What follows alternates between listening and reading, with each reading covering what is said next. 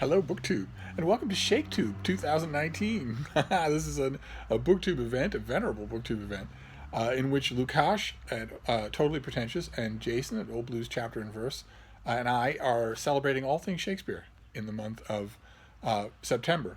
And we're doing this a la carte. We're doing this in a kind of a choose-as-you-go way where we each do a separate play each of the first 3 weeks of the month, and then the final week we're all doing the same play.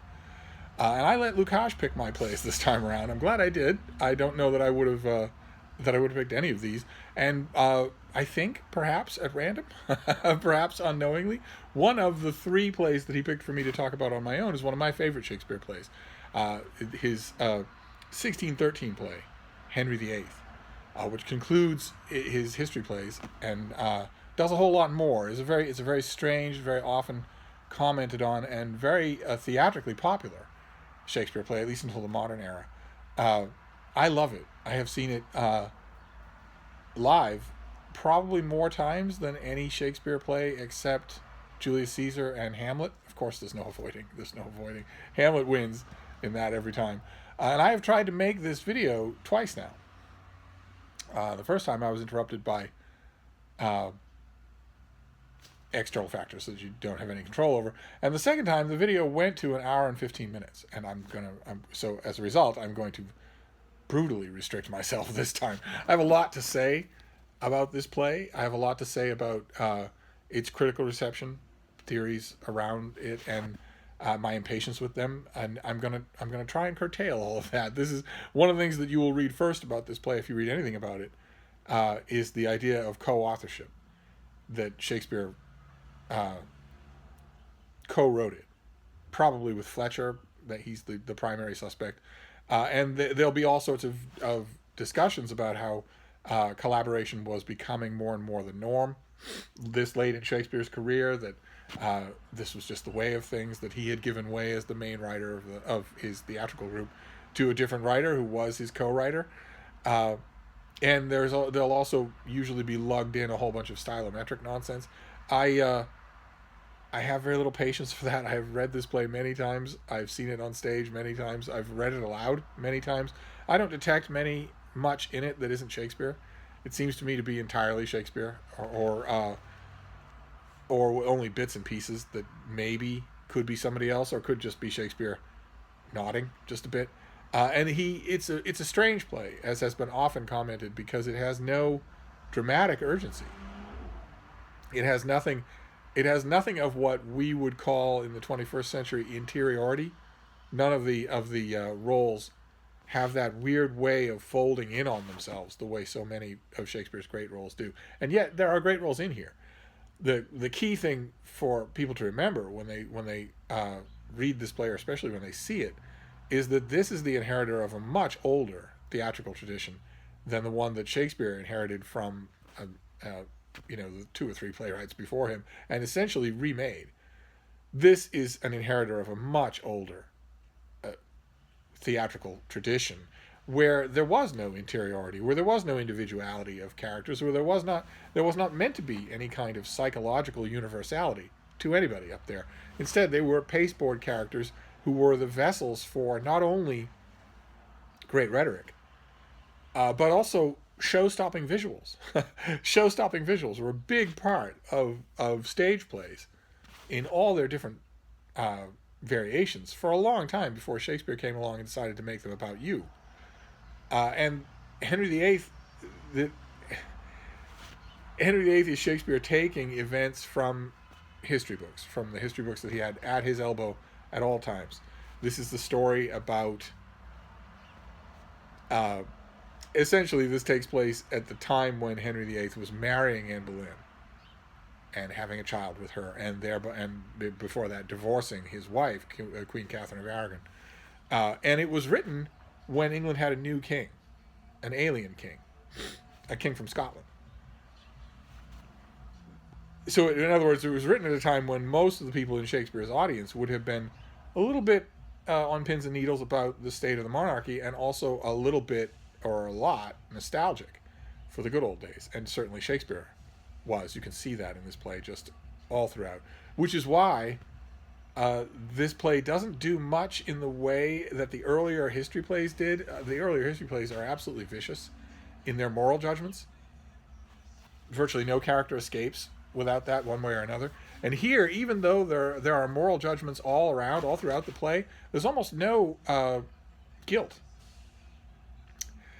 Even in the characters who are guilty, the foremost example that comes to mind is Cardinal Wolsey, who is guilty of overstepping the bounds of a servant. He's guilty of ambition. He's guilty of avarice and greed, and pettiness, also in destroying his enemies.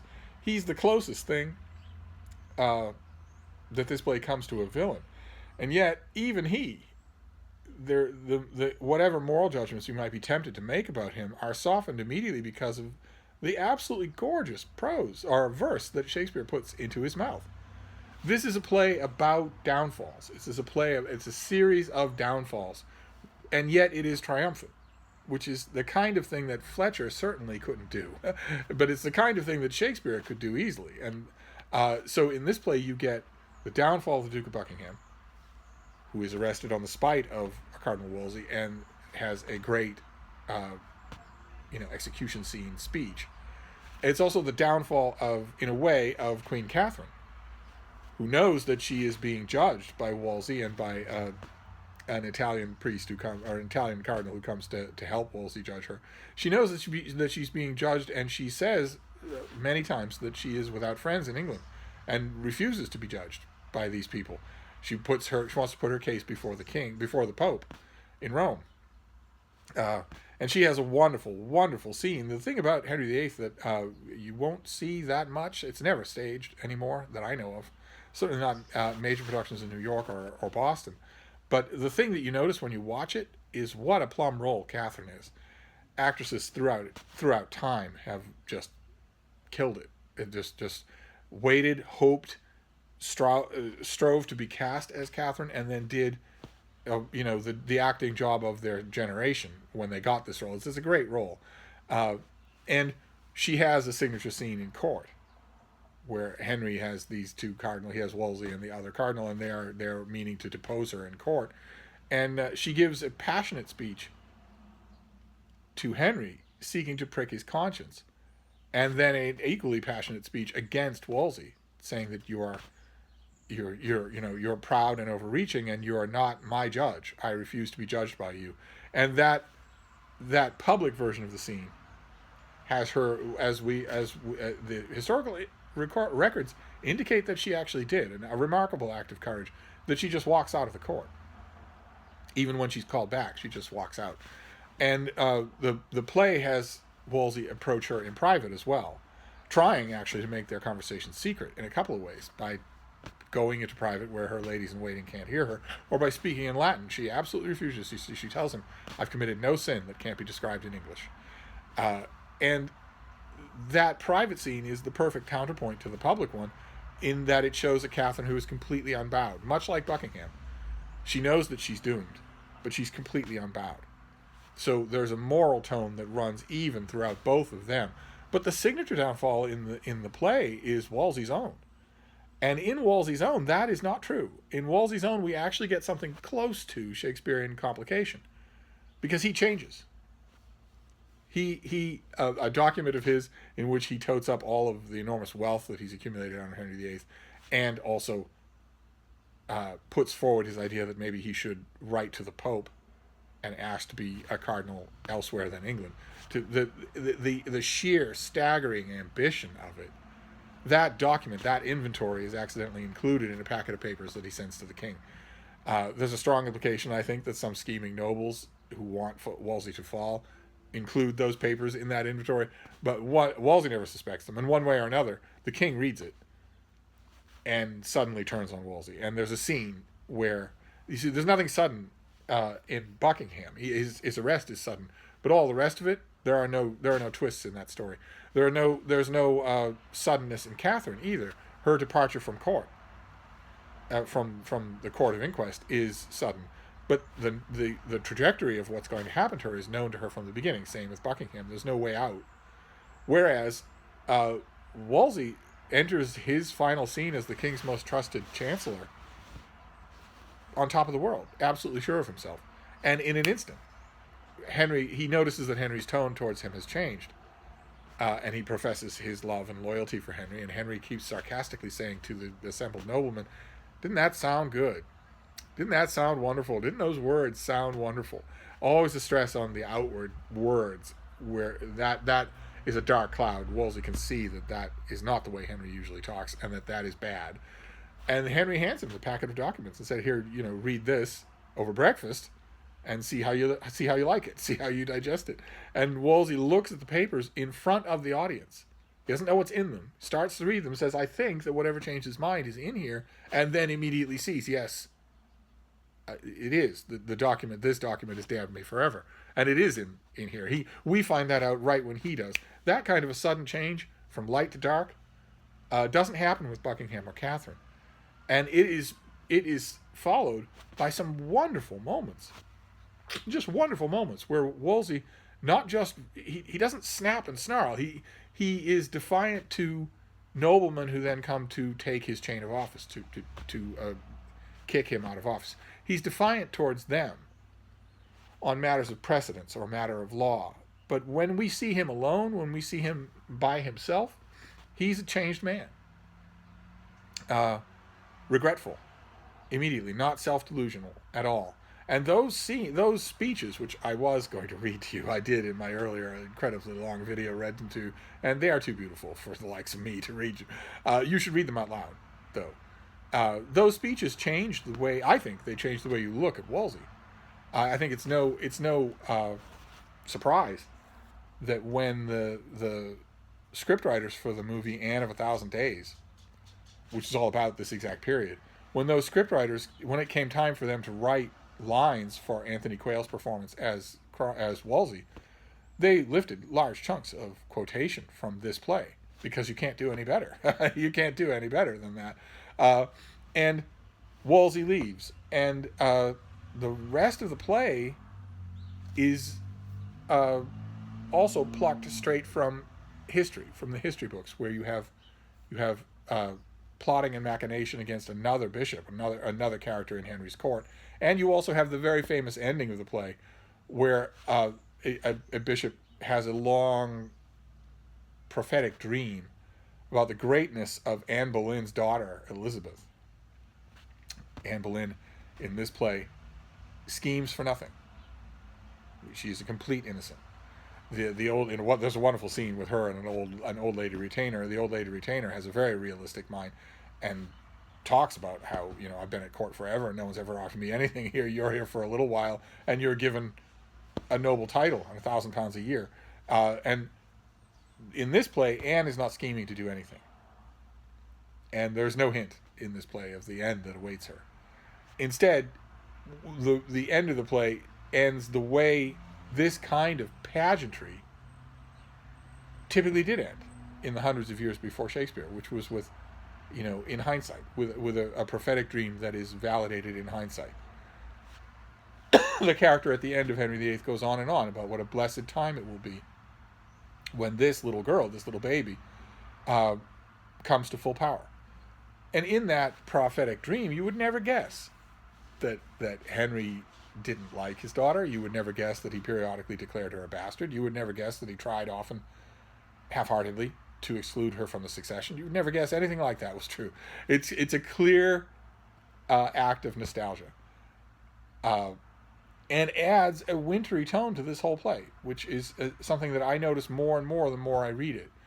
It's not just that there's a sequence of downfalls and characters reflecting on the calamity that has overtaken their life, although that is true, and that is a very wintry feel. That's the kind of thing that a writer, for instance, at the end of his life would look back and think. It's not just that, though. It's also that there's a feel of endings all around this, even in the moments of triumph. There's a feel of even that great prophetic vision at the end of the play. Something about it feels like a funeral oration to me. Always has. So it was a delight to read this thing again, and of course I was curious to know what Harold Bloom would have to say about it, because we've been consulting Harold Bloom, and it turns out something that I had completely forgotten, which is that his essay on Henry VIII is spectacular. And maybe that's connected with the fact that he himself was reaching that point where you're starting to look at endings. You're starting to look backwards instead of forwards. But a lot of his points are right on the money here, as far as I'm concerned. And I also like, he mentions it a couple of times in the course of this book, he mentions, alludes to the ways in which signature theatrical or even televised cinematic performances of Shakespeare roles, or characters from Shakespeare, can really affect how we view them. This is definitely true of Henry VIII. Virtually no character in history has been so indelibly thumbprinted with one interpretation as Henry VIII by Charles Laughton's movie performance in Henry VIII, going on 100 years ago. It is such an amazing combination of telegraph and pantomime that no one has ever been able to get around it. It's the most annoying thing in the world. Henry was not that. What Laughton gives us in that movie is a complete character, a comic role, I would say. Laughton certainly knew different.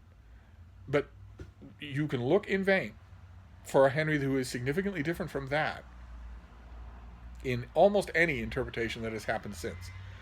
And it makes it, as Bloom points out in this essay of his, it makes it all the stranger to encounter the Henry that we do in Shakespeare's play, because he's not like that at all. He's Bloom uses the word enigmatic, and I would agree with that. I really don't have a standard Harold Bloom pastiche to do here, because his essay is really, really good. He points out that this is a radically different kind of play than anything else in Shakespeare. He points out that it's radically different, certainly, from the other history plays, and he points out a lot of its strengths. I guess the main point that I'm trying to make here is that if you didn't know, a lot of readers that I have encountered didn't know that Shakespeare wrote a play about Henry VIII. And if you didn't know that, or if you've never thought, if you maybe the only thing you know about it is the textual analysis that talks about how much Fletcher had a say in it, how many lines are his and how many lines are Shakespeare, then you should just ignore all of that and just read it fresh. In fact, take my advice and do what I suggest everyone do with Shakespeare, which is to get some friends together and read the parts separately. So it's not just you reading every single line. Get everybody to read a part. That I've done that a couple of times with this play, and it really stands out. I want to thank Lukash for handing it to me, because it was a joy to reread. Which is certainly not true of our next play. The play by which we will be ending ShakeTube is drivel. It's almost a piece of trivia, and the only thing that's going to save it in ShakeTube 2019 is that we're going to be giving it enormous amounts of attention, and it's going to be great attention. Jason and Lukash and I go at these plays from completely different viewpoints. That's what makes ShakeTube so much fun, is that we go at them from completely different viewpoints. I'd be willing to bet that neither one of them has ever taught a Shakespeare play, and I've taught Henry VIII many times, they tend to be more analytical and even more aesthetically perceptive than I am. That's not very hard to do, but they are. So once again, I urge you to watch their videos. This was a lot of fun, and next week, curiously, paradoxically, will probably be the most fun of all this month, because it won't be the three of us dealing with a serious work of art. So who knows? Who knows how the fur will fly? We'll reconvene then, and in the meantime, read Henry VIII.